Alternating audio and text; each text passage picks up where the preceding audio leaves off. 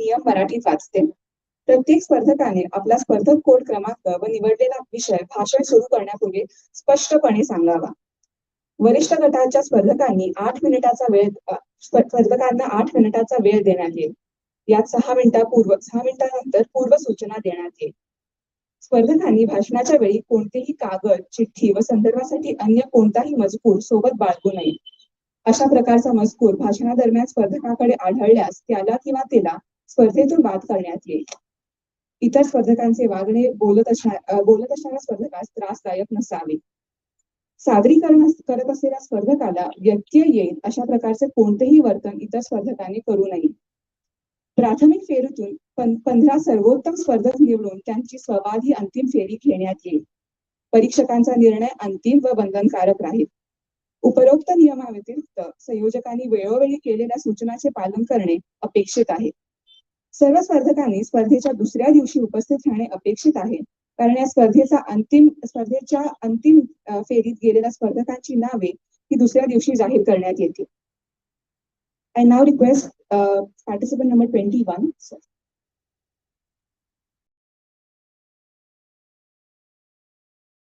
There are 3 additional rules. The contestant must not mention their name at any point during the speech. The contestant must wear their badge that is given to them with their participant code, and a grace time of 10 seconds will be allowed to the contestant. If you exceed that time limit, then your points will be reduced. I now request a participant code number 21 to please come on the stage.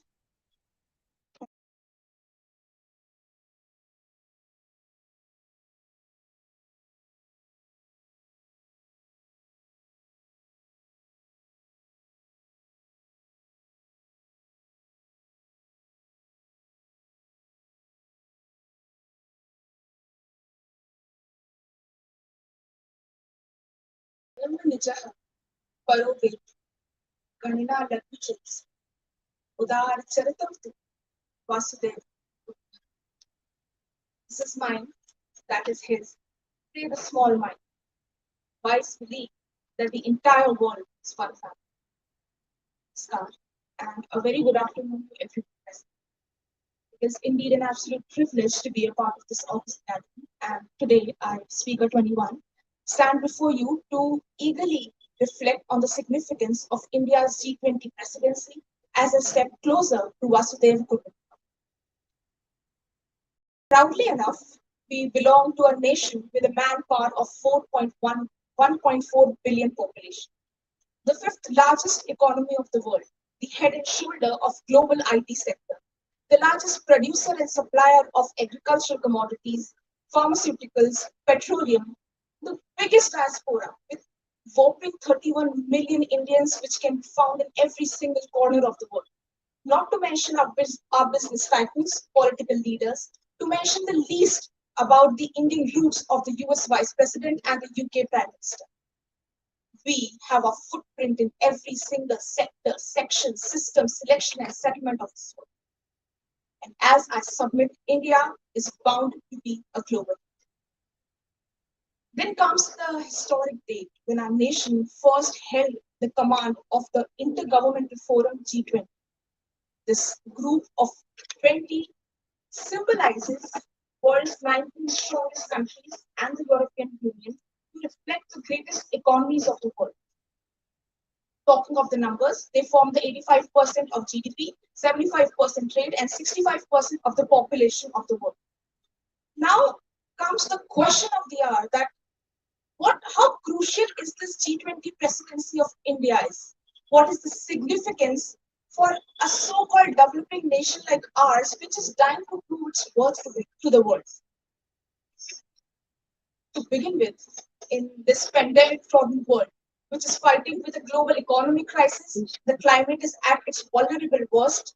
There is Ukraine war going on. The possibility of World War III is making discussions. India's G20 presidency should be a declaration that the growth and the peace under our command will be for everyone to witness and experience altogether. This is a ray of hope for the developing countries who have been at the whims and fancies of the so-called first world nations. And then a cherry on the cake. our beautiful theme of Vasudeva Kutumbakam, one earth, one family, one future. It is not something in my words and papers and theories, but something that is reflected in our principles, our ideas, our actions, our connections. We are a home to multiple religions, ethnicities, ideologies, cultures, attires, food. The idea of Anekta mein Ekta, Atithi Devo Bhava, which we have held for the centuries to come. And the question is how and when. So to get the answer, let's bring in the spotlight the Constitution of India, which is the result of the comprehensive study of multiple constitutions of the world, followed by our foreign policies, which have forever reflected the spirit of the very principle, be it the South Union of South Asian countries, our involvement in intergovernmental organizations like IMF, WFO, and the decade-old fight to have a permanent seat in the United Nations Security Council for the fair representation of the world so far. So something like this, and further, India is the sixth largest contributor to the Afghanistan infrastructure project, a backbone for the economic and social enhancement of Bangladesh and Sri Lanka. The India-Africa e-Connect has connected 53 countries around the world. The India-Brazil cooperation of the UN is one of the hundred of examples of India's benevolence to benefit the community at large. Therefore, this also reminds me of the words of Dr. Shashi Tharoor, who has said that India is a land which celebrates the commonality of differences. It is a land which is more of belonging than of the blood. And of course, as a matter of fact, when the entire world has witnessed wars in the name of religion, we have been blessed with 2 million gods, and the beauty is that we have been worshipping them all. History has been a witness of the intergovernmental fraternity of India, be it the liberation of Bangladesh, the Hydro project of Afghanistan, our educational ties with the European biggies, our vaccine programs, and so on and so forth. So Vasudeva Kutumbakam is probably the most emerging and strongest principles of the Sanskrit literature, describes the all-inclusive tradition of India. Unity in diversity is something we have been following for thousands of years. We are the people who have come from Aham Brahmasmi to Vasudeva Kutumbakam. We are the people who have come from Upanishad to Upagraha. We are the people who say that an Indian might be taken out of a family, but a family, the essence of a family can never be taken out of an Indian. Therefore, this foundation of fraternity, of brotherhood, has come a long way, but has an even longer way to conquer with our perception, our principles, our policies. And this G20 presidency is time to prove our leadership to the world yet again. Thank you.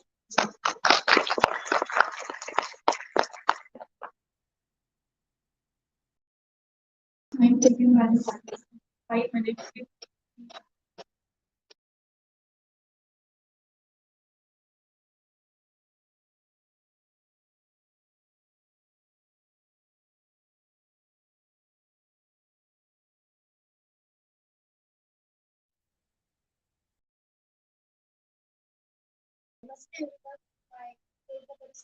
And the subject of speech is green stacking partnership goes on. Sustainable solution to climate change crisis.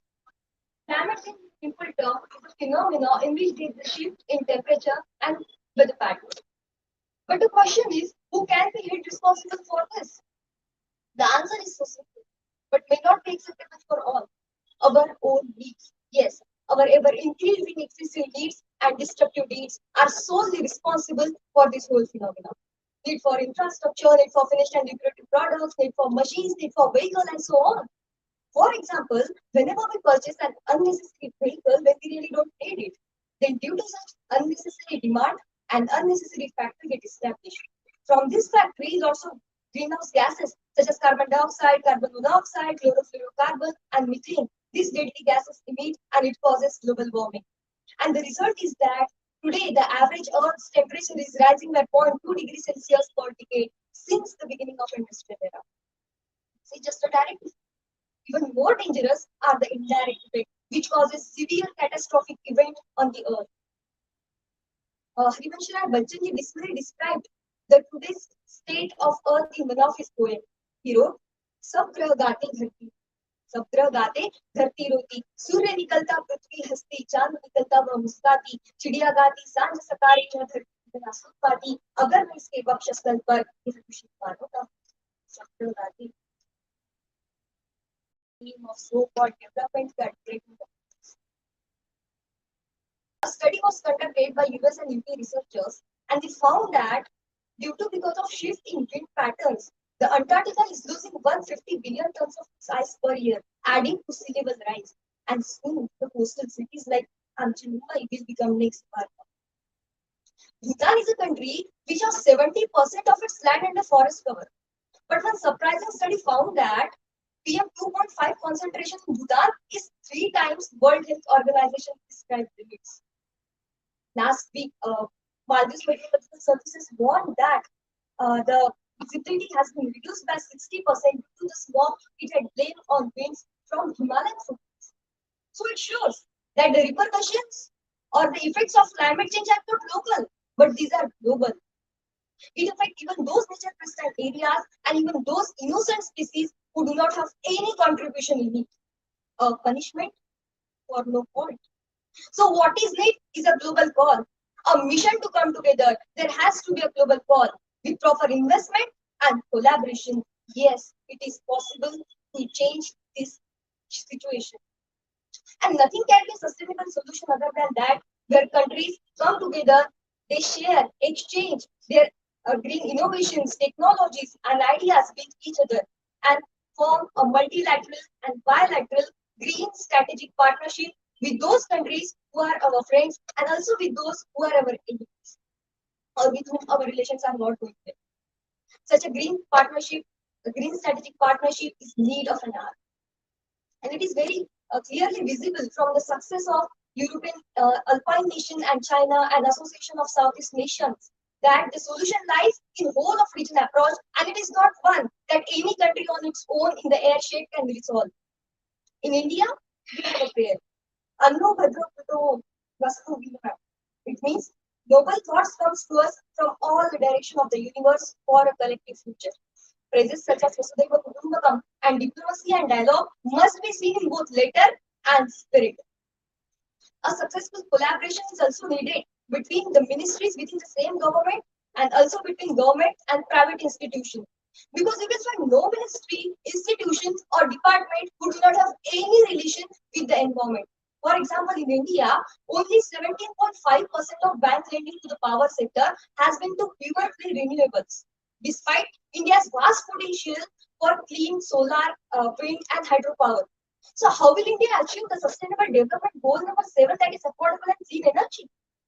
That's why developed countries should step in and developed countries should help poor and developing countries in achieving the sustainable development goals by 2030 instead of increasing their completion duration, just like other conservation goals which were set by IPCC or WHO. It's been said that people in the ancient times used to worship nature. They used to worship sun, earth, moon, and so on. So are you Buddhist nature worshipper? Respected chairman, we are so much worshipping the nature today that even after the repeated clarion calls by scientists, ministries, and environmentalists, even after knowing the alarming rates of pollution, even after the government's ban on putting the burning of firecrackers and stubble burning, we are still burning it. And when the country from our country been designated, the country from our city been designated as the most polluted city of the world, then as a citizen of that country, we feel a stench in our heart. But to change that answer, I will reduce my carbon footprint. I will plant more trees. These kind of thoughts come into mind of very few patriotic people. Ved, Quran seems antique. We're busy on social media and reading jokes sarcastic. In food, though we consume plastic, still we say my life is so fantastic. But it will take no time for climate change to change this fantastic life into a drastic one if it persists.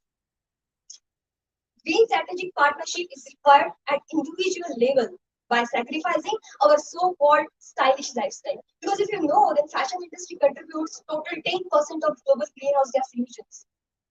Lots of people are coming together and they are forming NGOs. And their efforts are really appreciated. Because the onus or responsibility to fight against climate change should not be only on the IPCC or the Ministry of Environment forests and climate change, but it should be a society-wide obligation. And collaboration is also needed between central government, state government, and the most ignored but very crucial tier of our democracy, that is panchayats and municipalities, irrespective of their political ideology. I would like to quote a sentence uttered by an honorable member of parliament, but in a different context. सवाल ये नहीं है कि बस्तियां किसने जलाई, सवाल ये नहीं है कि बस्तियां किसने जलाई, सवाल यही है कि पागल के हाथ में माचिस किसने. Definitely, we naturally got the right to consume the natural resources, but then we must not take these rights for granted by taking the matchstick of destruction in our hand and create a havoc. That's why green strategic partnership is needed at international level, at national level, at state level, at societal level, and at individual level. Because a threat of climate change anywhere is a threat everywhere. At last, I want to say, पर्यावरणस्य रक्षणं प्रति इच्छितः प्रयासः न प्रयत्नात् श्रेयस्करः. Meaning, a little efforts towards the conservation and protection of environment is better than no effort. Thank you. Can we take another participant? 7 minutes, 19 seconds. The next participant is code number 24. I request code number 25 to please be ready.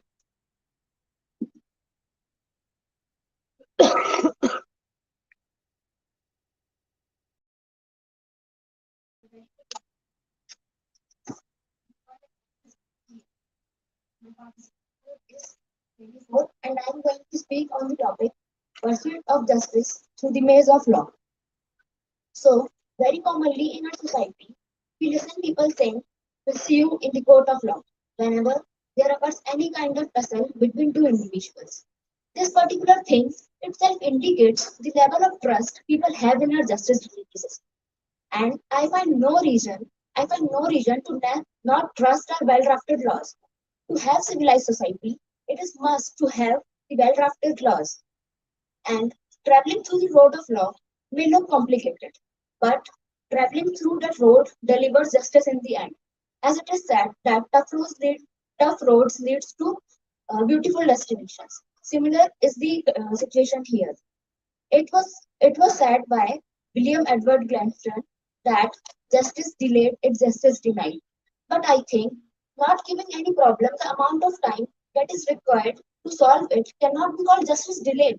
And in fact, not giving any problem the amount of time that is required to solve it can be called justice hurried. And justice hurried is justice buried. After this, I am going to address the common question of the people that why it takes so much time to deliver justice.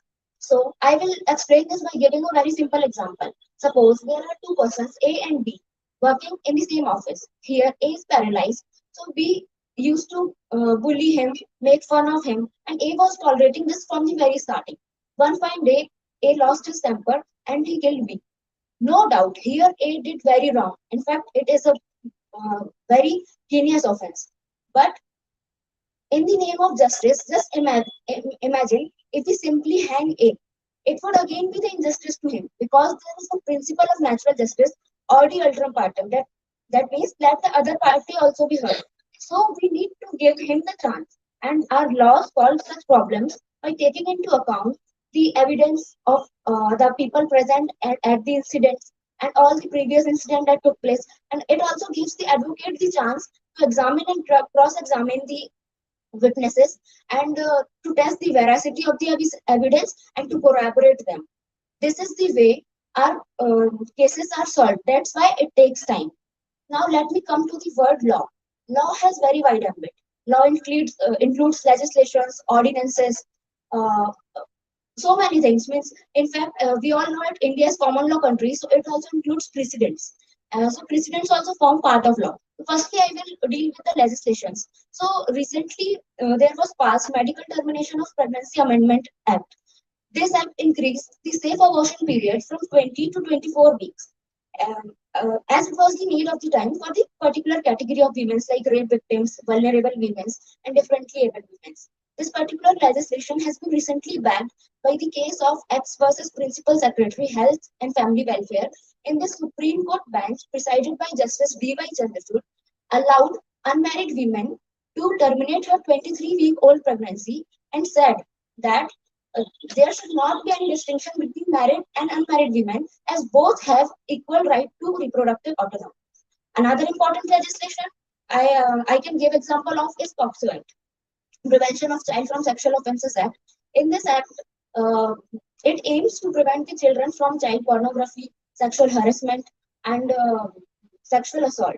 Similar is Juvenile Justice Act. It deals with the juvenile offenders. So it aims to provide public safety to them and to habilitate and rehabilitate child offenders and to reintegrate them into the society. Similarly, for every particular group who are facing problems and whose rights are in danger, our parliament keeps on passing these legislations, which is of immense importance.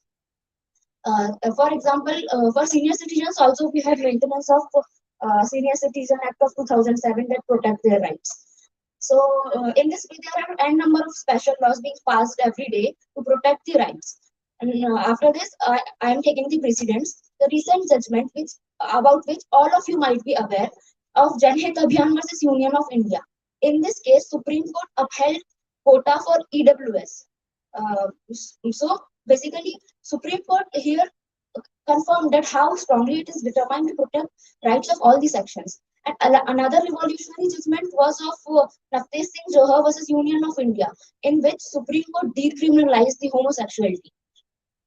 This was a revolutionary judgment because nowadays people of LGBTQ community have started to realize their rights and they are accepting their sexual orientation. And this forms the part of Article 21 also. And the very best part about our system is that our system is designed in a manner that Parliament cannot pass arbitrary laws. If it passes, we have organizations like Free Press, Judiciary, to take the matter to the court and get it judicially reviewed. As every system has some flaws also. So this system also have some flaws. Like first flaw I can see is not with the laws, but I can see it with the execution. Things like corruption and power politics and so many these things are nowadays corrupting our system. Another problem which was mentioned by earlier participant is pendencies. We have a lot many pendencies, like and in fact former Supreme Court Judge Kadji also mentioned about it. So and pendency there are in India there are only, as of recent data, there are only 19 judges per 10 lakh people, and in US we have 175 judges. So to deal with pendencies, our courts are again and again emphasizing to appoint appropriate number of judges to the government. Another issue is the language of law. It is very tough for the common people to understand. So that's why it looks like maze to them. But if we simplify that law, then it will solve so many problems. These are all the flaws which I can witness, which are of immense importance. Now, concludingly, if we see whole picture, our laws our laws transformed our society to the very large extent. Earlier, we were victim of very evil practices like sati, dowry, child marriage, and so many such evil practices. Laws like Dowry Prohibition Act, sati prevention, and so many these revolutionary acts came to our rescue. In this, so if we see whole picture together, then it is clearly visible that it is our laws which are protecting our rights. It was said by Martin Luther King that injustice anywhere is threat to justice everywhere. So, to ensure justice to everywhere and to everybody, to follow the procedure established by law and to legislate new laws for the emerging issues is must. Thank you.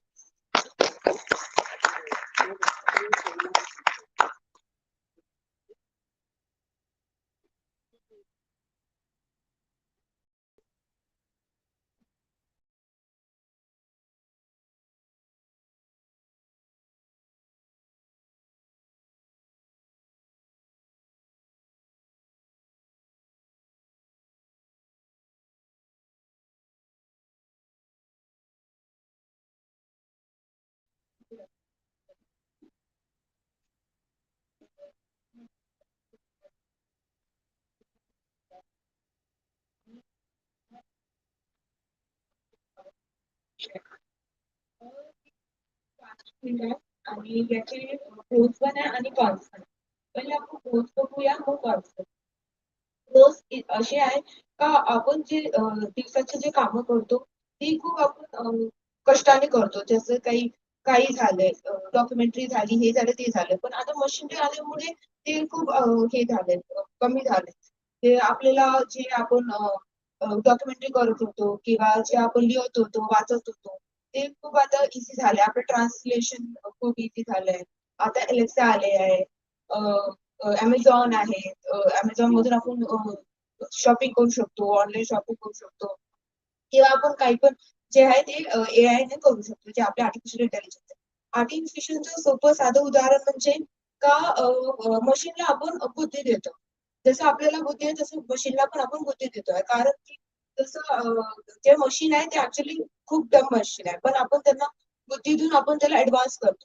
जसं आता same आता जसं टेस्लाचे automatic cars बनवते आहे, ज्यांनी accidents वगैरे सगळं कमी होते.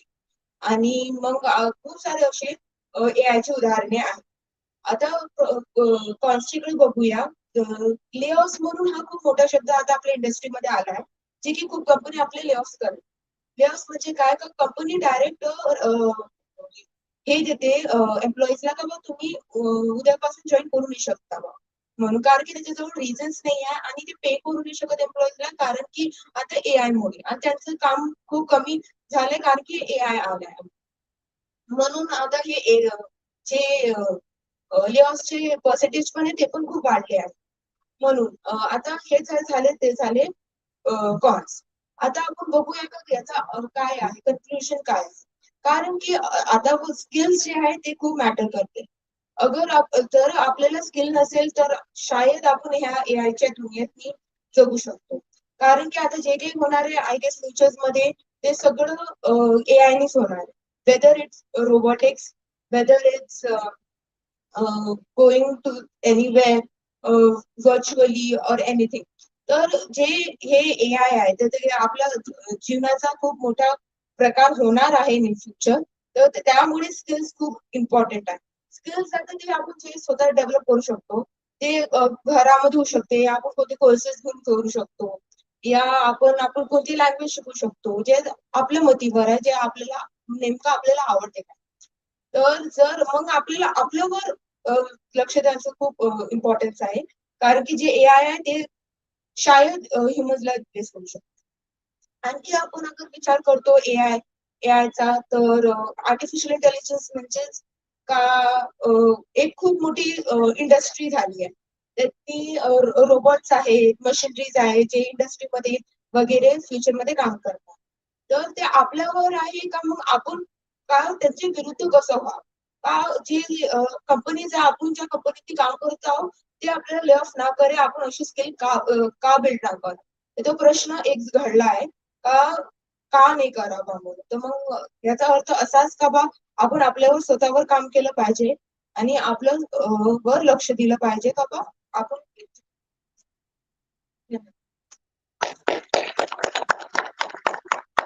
Time taken by the participant 3 minutes 37 seconds. You now have a lunch break. Sorry. The next participant is participant code 31.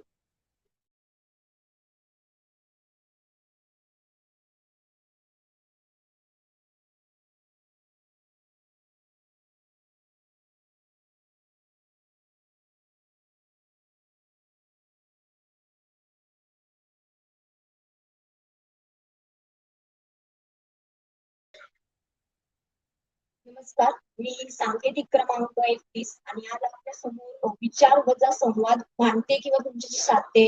तो विषय आहे किती खोल सांगा आता खणायचे पाय कायद्याचे शोधावया.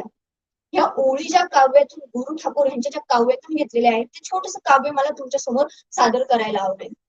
लाज द्रौपदीची वेशीवर जळे आमचे उमाळे कोरडेच मरे बळी राजा विजे त्याची चुल देऊ त्याला मोल बातमीचे.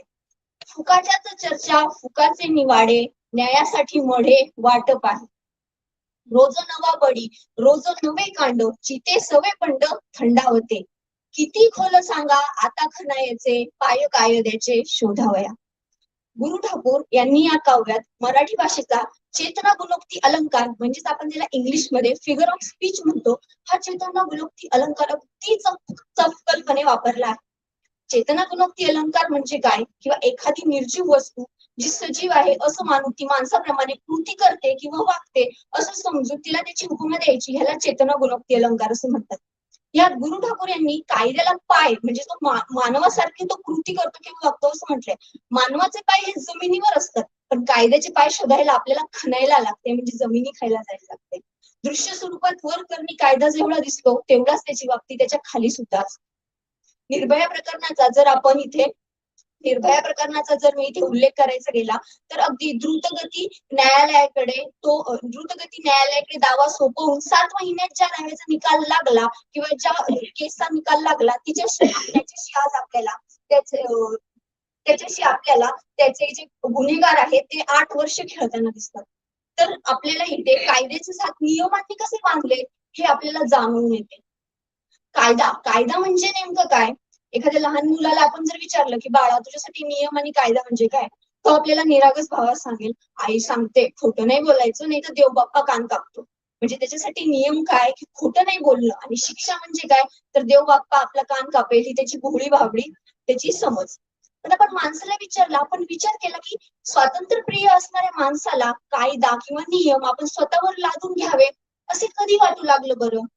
खरं तर आपण सरळ वर करणे विचार केला तर म्हणू शकतो कायदा व नियम कुठे आम्हाला स्वातंत्र्य देतात, ते तर आमचं उलट स्वातंत्र्य जे आपण आम्ही मोकाट किंवा सैराट वापरू शकतो तेच हिरावून घेतात. पण कायदा आणि सुव्यवस्थेचा जर अभाव असला तर काय घडू शकतं हे आपण अफगाणिस्तानच्या रूपाने तिथे अनुभवतोय.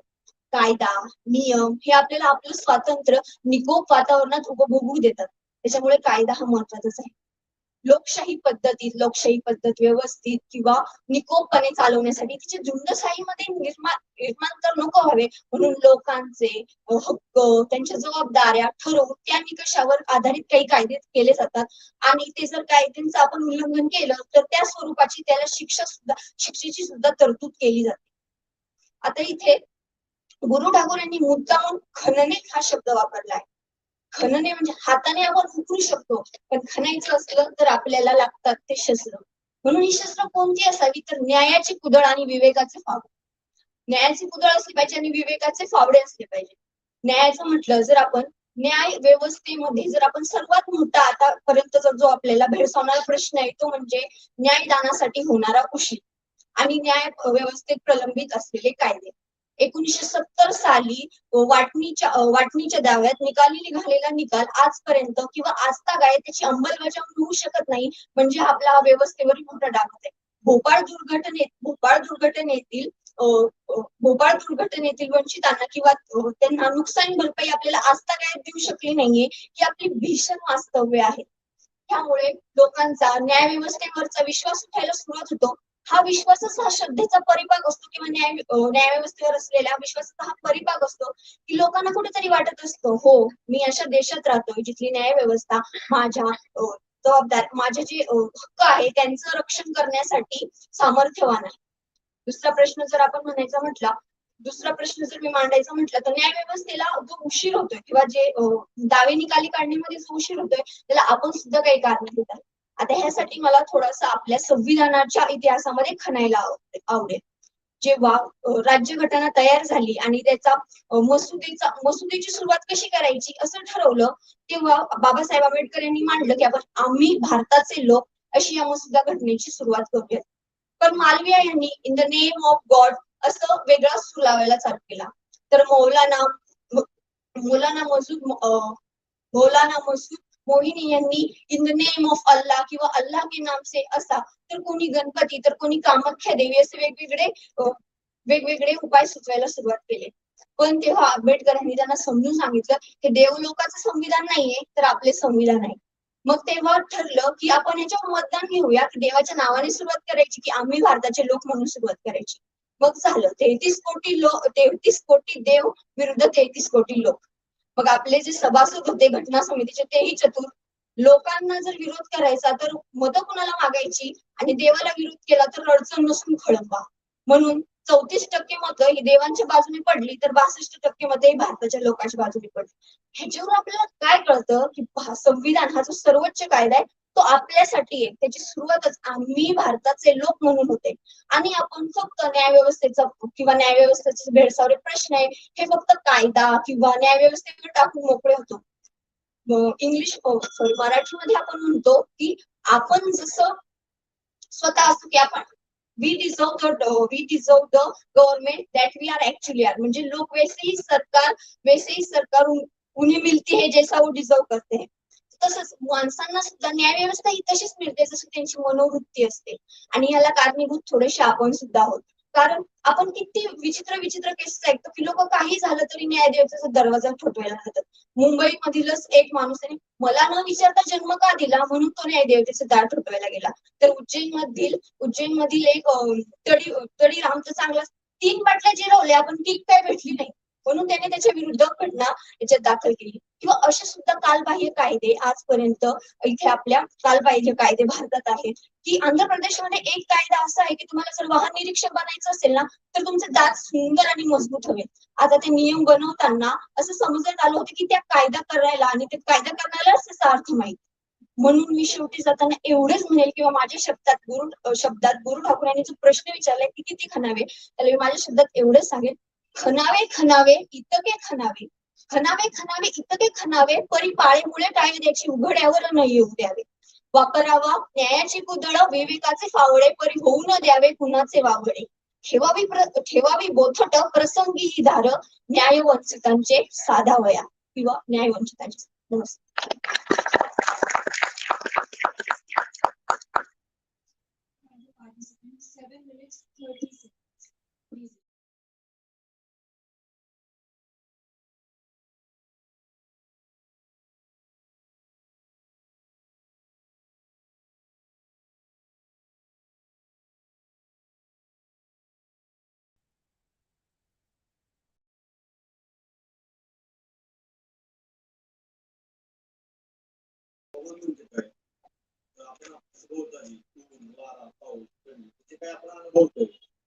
जे काही आपल्याला जाणवतं ते म्हणजे हवामान. आणि याच हवामानामध्ये जर काही आपल्याला याच्या कालखंडामध्ये जर आपल्याला चढ उतार अनियमितता व काही अनावश्यक गोष्टी आढळल्या किंवा या काही वेळ अगोदर किंवा वेळेनंतर आल्या तर याला आपण मुख्य म्हणतो की हवामान बदल होतोय. हवामान बदलत चाललंय. नमस्कार. मी स्पर्धा क्रमांक 32 आपल्याकडे विषय मांडत आहे हरित धोरणात्मक भागीदारी एक हवामान बदलावर एक शाश्वत उपाय. हे हवामान बदल हे आताच होत आहेत का तर आताच हे हवामान बदल आता होत नाहीये. हवामान बदल हा पूर्वीपासून होत चाललाय पण पूर्वीपासून त्याच्या होण्यामागं काही एक नैसर्गिक बदल होत होता व त्याचं तितकं प्रमाण मोठं नव्हतं किंवा तितकं ते नोटीस करण्यात पण तितकं मोठं नव्हतं. पण मागील काही दशकांपासून त्याच्यामध्ये इतकी मोठ्या प्रमाणात वाढ होती की आपल्याला ते नोटीस करणं ती बाब आपण गांभीर्याने घेण्यात मोठी आहे. तर हा हवामान बदल का होतोय? हवामान बदलाचं कारण काय? तर मानवानेच मानवाच्या प्राथमिक गरजा तथा त्याच्या सोयी सुविधा भागवण्यासाठी तयार करण्यासाठी वीज, पाणी, ऊर्जा, कोळसा इत्यादी अशा अनेक नैसर्गिक साधनांचा सुरू केलेला अमर्याद उपयोग व त्यापासून तयार होणाऱ्या अनावश्यक गोष्टी तेव्हा त्यांची योग्य पद्धतीने लावलेली विल्हेवाट याच्यामुळे आपल्याला आजकाल मोठ्या हवामान बदलाला सामोरे जावं लागते व त्याचे परिणाम आता वर्तमानात जरी काही प्रमाणात दिसत असले तरी भविष्यामध्ये किती मोठे होतील याचा तुम्हाला अजून काही दिवसामध्ये किंवा पुढच्या तुम्हाला अंदाज येईलच. खरं तर हवामान बदलाची मुख्यरित्या सुरुवात झाली ती म्हणजे औद्योगिक क्रांतीमध्ये. औद्योगिक क्रांतीच्या वेळेस अनेक युरोपीय राष्ट्रांना असं झालं की त्यांनी त्यांच्यामध्ये युरोपीय औद्योगिक क्रांती झाली. नवीन उद्योगधंदे भरभरटले आले. नवीन रोजगार लोकांना उपलब्ध झाले. आता अनेक सोयी सुविधा आता अनेक सेवांची कार्यक्षेत्रात निर्माण झाली. अनेक लोक त्यात सामावून गेले. अनेक लोकांच्या हाताला रोजगार मिळाले. पण या सर्व घटनांमध्ये एकट्या इंग्लंडच नाही किंवा अनेक युरोपीय राष्ट्र आता अनेक आजूबाजूची मोठी विकसित राष्ट्र हे त्याच्यामध्ये सामील झाले व त्या क्रांतीमध्ये सर्वजण विकास करताना आपापला विकास करत असताना समोर गेले. पण मागे त्यांनी काय एक गोष्ट निग्लेक्ट केली की आपण पुढे जात असताना पर्यावरणाचा किती ऱ्हास केलाय, त्याचा परिणाम आपल्याला भविष्यात काय होईल किंवा त्याचा काय आपल्याला दुष्परिणाम भोगावे लागतील याचा कोणी विचारच केला नाही. पण मागील काही दशकांमध्ये शास्त्रज्ञ तथा अनेक संशोधक यांना ही बाब लक्षात आली व त्यांनी भविष्यातील समोरचा मोठा धोका लक्षात घेऊन त्यांनी अनेक समित्या तथा आंतरराष्ट्रीय परिषदा अशा अनेक हे स्थापन करून त्यावर उपाय व विचार विनिमय करण्याचे ठरविले. यातीलच एक 2000 साली रिओ द जानेरो एक मोठी परिषद झाली. त्या परिषदेमध्ये प्रमुख असे विषय घेतले की ग्लोबल वॉर्मिंग, ओझोन लेअरची घटक लेअरची घटक पातळी, यामध्ये अशा अनेक ज्या महत्वाच्या बाबी आहेत की त्या डायरेक्टली आपल्या मानवी जीवनावर परिणाम करतायत अशा अनेक गोष्टींवर त्यामध्ये त्यांनी लक्ष केंद्रित केले व त्या गरजेच्या आहेत. कारण आज ते छोटे आहेत पण भविष्यामध्ये आपल्याला त्या किती मोठ्या होतील याचा काय आपल्याला अंदाज लावता नाही किंवा त्या संपूर्ण मानवी जीवनावर त्याचा किती मोठा इम्पॅक्ट पडेल हे कोणाचे असं सांगणं करता येत नाहीये. तसंच यामध्ये आपण या सर्व गोष्टींसाठी आपण प्रत्येक राष्ट्रांनी आपापले एक हरित धोरणाची भागीदारी ठरवली. अनेक राष्ट्र एकमेकांसोबत आली. हरित धोरण थोडक्यात सांगायचं झालं तर काय, अनेक राष्ट्रांसोबत राजकीय सहकार्यामुळे आर्थिक संबंध तथा भौगोलिक संबंध व अनेक उद्योगधंद्यांमध्ये केलेली मदत याद्वारे तसेच आपापल्या राष्ट्रामध्ये हरित ऊर्जा संवर्धनासाठी तथा पर्यावरणपूर्वक उपाययोजनांसाठी करण्यात आलेले नियम तथा उपाययोजना यामध्ये आपल्या राष्ट्रासोबत बाहेरच्या राष्ट्रांकडील तंत्रज्ञान तथा मनुष्यबळ तथा अनेक गोष्टींचा विचार विनिमय किंवा देवाणघेवाण करून त्यामुळे त्यांनी सर्व केलेली कामगिरी किंवा त्यामध्ये आपण काय करावं काय करायचं नाही असा बनवला अजेंडा. तथा या सगळ्या धोरणाला आपण हरित धोरण आपण म्हणतो. या हरित धोरणामध्ये काही अशा अनेक संस्था आहेत किंवा काही करार आहेत ते खूप मोठी महत्वपूर्ण भूमिका बजावतात. जसं की आपण डिसेंबर 2015 मध्ये पॅरिस झालेला पॅरिस करार, या करारामध्ये मुख्य अशी लक्ष केलं त्यांनी CO2 कार्बन आणि हरितगृह वायूचं उत्सर्जन. याच्यामुळे जी काही आपण आता आजकाल खूप मोठी लक्षणीय वाढ पाहत आहे ती वाढ आपण करता आटोक्यात आणली पाहिजे. ते वाढ आटोक्यात आणण्यासाठी अनेक राष्ट्रांनी त्यात आपापल्या परीने प्रयत्न करणे तथा जे विकसित राष्ट्र आहेत विकसित राष्ट्र या बाबतीमध्ये त्यांच्याकडून कठोर उचलू शकतात किंवा त्यांना ते जमू शकतं. पण जे विकसनशील राष्ट्र आहे किंवा अविकसित राष्ट्र आहे की जे विकसित राष्ट्राकडे वाटचाल करते त्या राष्ट्रांना आपण असं हे करू शकत नाही की आपण ते तुम्ही हे करा. ते काही प्रमाणामध्ये किंवा त्या उपाययोजनांचं किंवा त्या नियमांचं पालन करून ते करू शकतात किंवा आपण त्यांना असं हे करू शकत नाही. पण विकसित राष्ट्रांनी सुद्धा काही अमेरिका, रशिया अशा अनेक विकसित युरोप राष्ट्र अशा अनेक राष्ट्रांनी त्याच्यामध्ये पालन करायला हवंय. पण विकसित राष्ट्रांना उलट आपण त्यामध्ये आपण सहकार्य करून करायला हवं. तसेच वातावरण बदलाचे अनेक खूप मोठे दुष्परिणाम आपण पाहतो. यामध्ये आपण भविष्यातील दुष्परिणाम तर सोडाच, पण आता वर्तमान काळातील तुम्हाला वर्तमान काळातील चालूचा एक दुष्परिणाम सांगायचं म्हणलं तर मालदीव तसं हे राष्ट्र छोटं राष्ट्र एक द्वीपीय देश आहे. हा देश संपूर्ण जगभरामध्ये त्याच्या सौंदर्यासाठी किंवा त्याच्या पर्यटनासाठी म्हणून ओळखला जातो. पण मागील काही महिन्यांपासून त्यांच्या जिओग्राफिकल सर्वेने त्यांनी सांगितलं की तेथील पाण्याची पातळी ही 1 मीटरपर्यंत वाढत चालली. असं जर वाढत गेलं तर संपूर्ण देश एक द्वीपीय देश असल्यामुळे तो बुडून जाण्याचा त्याचा अस्तित्व धोक्यात येईल. हे का होतंय तर आपण जे काही कार्बनचं उत्सर्जन हरितगृह वायूचं उत्सर्जन करत आहे त्याला काहीतरी आपण आळा घातला पाहिजे. त्याच्यामुळं त्या उत्सर्जनाच्या जी काही वाढ होत आहे त्या वाढीमुळं जागतिक तापमानामध्ये वाढ होत आहे.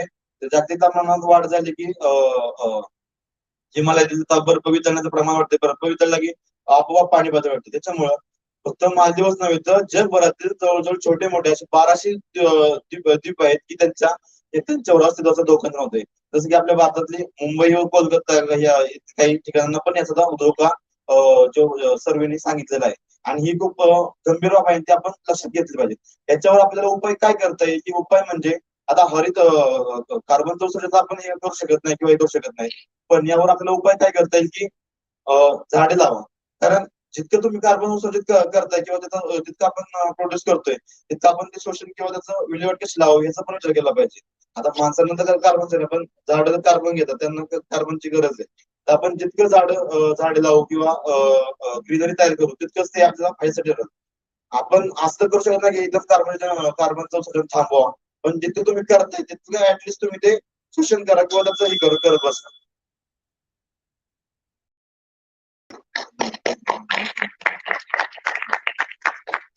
Time taken by the participant 8 minutes 5 seconds.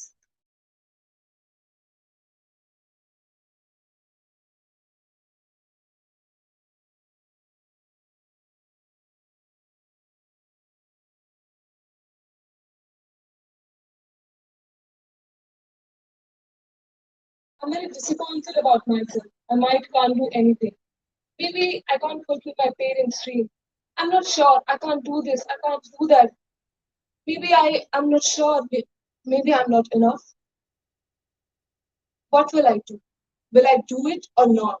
The ability is in my head. Why can't I open the knot? Hello, welcome. I am speaker 34, and today my topic is I am the wingless master of my own cage. Here are not headlines, but my own personal story. They seem as random as headlines or almost as unrelated, but they all go together. I'm very glad to be here today to give a talk about my life and the things it has taught me. In short, what I have learned. It's amazing rather than a nervous feeling to be finally standing in front of such an incredibly talented people and giving and having a chance to address my fear and believe in myself that I can overcome that. There can't be any perfect topic to talk about, but I'm glad that I've taken this opportunity to speak in front of you about who I am, what I am, and I'm proud of it. I don't have millions in my pocket, but have millions of dreams. Not too many friends, but a single worth too many. Not anyone worth competing to, but the one I was yesterday. Being okay if it happens and being okay if it doesn't is a very powerful place to be. We all have fears. Yes, we do. I was not as confident as I am today to being in the stage and speaking in front of so many people, of getting a fear of being ashamed by the people in the audience if I might went wrong somewhere. But one day I pushed myself, taking up the challenge of facing it rather than living in the fear of it. Yes, sometimes it went wonderful, but sometimes it went worst off. Sometimes I won, but sometimes I lose terribly.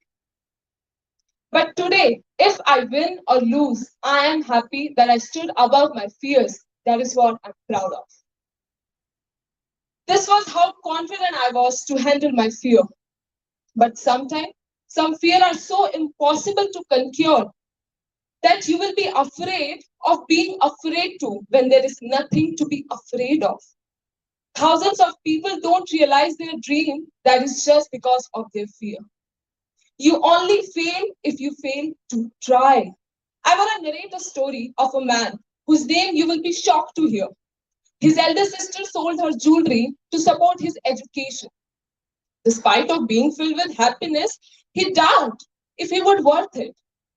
Surrounded by most of the doubt about himself, he once figured it out that it was nothing but his own mind being ruled by the fear and self-doubt. And thus, when the turning point came, he trained his mind and developed self-confidence and did wonder for our country. And we know him by the name of Dr. APJ Abdul Kalam. As the saying says, we are the bird of our own cage. Serve as a reminder that we are responsible for our own destiny. We create our own reality through the power of belief and self-confidence. It is up to us to decide what kind of life we want to lead and how far we want to go.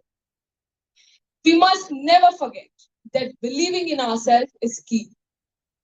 With a strong sense of belief and self-confidence, we can unlock our inner strength and reach new heights to our life. Let us remember this every day and strive to become the better version of ourselves. Thanks. Time taken by the participant, 4 minutes, 9 seconds. Let us take a lunch break after this. Our volunteers will guide you to the next.